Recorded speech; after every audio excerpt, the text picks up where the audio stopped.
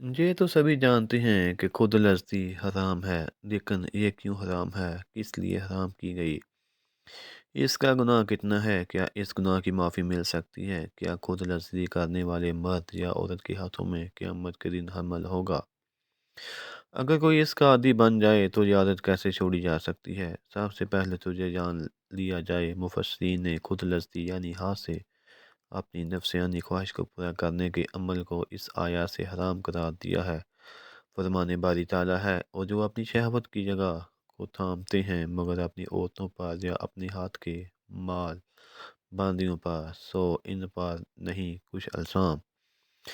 फिर जो कोई ढूंढ ले इसके सिवा, सो वही है हद से बढ़ने वाले।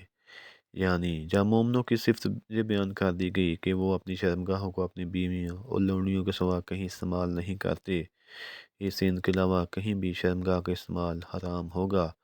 फिर अल्लाह ताला ने इस बात की मज़ीद ताकीद करते हुए फरमाया, चनाचे जो शख्स इनके अलावा कोई और रास्ता तलाश करे तो वही लोग ज़्यादती करने वाले हैं।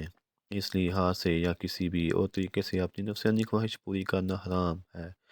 कुछ अहले इल्म ने अल्लाह ताला के इस फरमान से भी कुल लस्ती को हराम करार दिया। अल्लाह ताला का फरमान है, जो लोग निकाह की इस्तात नहीं रखते तो वो इस वक्त तक अफ्त इख्तियार करें और यहाँ तक अल्लाह ताला इन्हें अपने फजल से गनी कर दे।